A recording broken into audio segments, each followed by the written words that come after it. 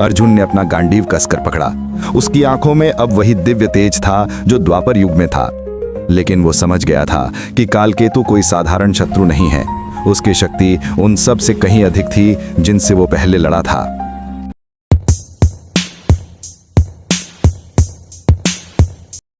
कुरुक्षेत्र की धरती पर अब एक नया अंधकार छाया था।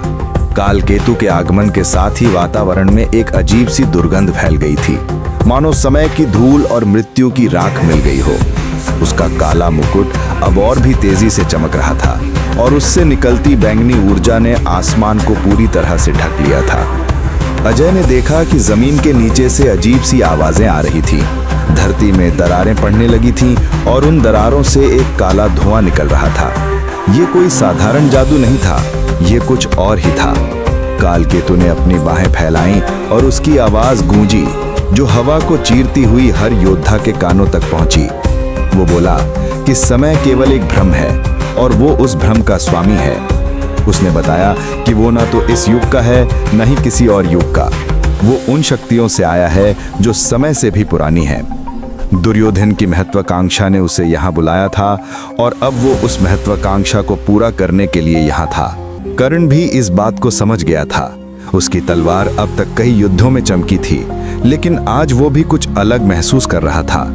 अश्वत्थामा ने अपने माथे पर हाथ रखा। उसके दिव्य चिन्ह अब पहले से कहीं अधिक चमक रहे थे।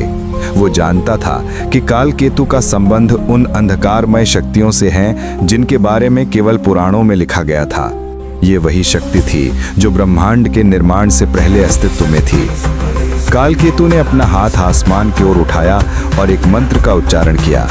वो मंत्र किसी भी ज्ञात भाषा में नहीं था। ये उस समय की भाषा थी जब शब्द भी नहीं बने थे। मंत्र के उच्चारण के साथ ही धरती हिलने लगी। कुरुक्षेत्र का मैदान अब एक विशाल चक्रव्यूह में बदलने लगा था। लेकिन ये कोई साधारण चक्रव्यूह नहीं था। इस चक्रव्यूह की दीवारें समय से बनी थीं। अजय ने देखा कि चक्रव्यूह की एक दीवार के पीछे द्वापर युग का दृश्य दिखाई दे रहा था, जहां कृष्ण अर्जुन को गीता का उपदेश दे रहे थे। दूसरी दीवार के पीछे कलयुग का भविष्य दिखाई दे रहा था, जहां दुनिया तकनीक से भर गई थी लेकिन धर्म गायब हो गया था।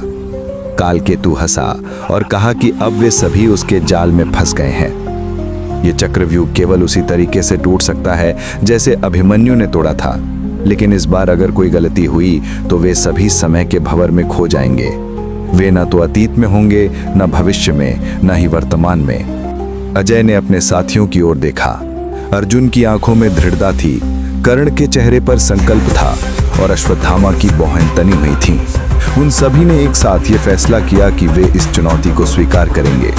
उन्होंने देखा था कि दुर्योधन अब भी वहीं खड़ा था, लेकिन अब वो डरा हुआ था। वो समझ गया था कि कालकेतु उसका मित्र नहीं बल्कि स्वामी है। चक्रव्यूह में प्रवेश करते ही अजय को महसूस हुआ कि समय यहाँ अलग तरह से बहता है। कभी वो तेजी से आगे बढ़ता था, कभी पीछे। उसने देखा कि अर्जुन अचानक छोटा हो गया था और फिर से बड़ा हो गया था। कर्ण की दाढ़ी गायब हो गई थी और फिर से आ गई थी। ये सब बहुत भ्रामक था। आखिरकार वे कालकेतु के सामने पहुंचे। उसने मुस्कुराते हुए कहा कि वे चतुर हैं, लेकिन अब असली परीक्षा शुरू होगी। उसने अपना मुकुट उतारा और धरती पर रख दिया। मुकुट से एक काला राक्षस निकला जो समय का भक्षक था।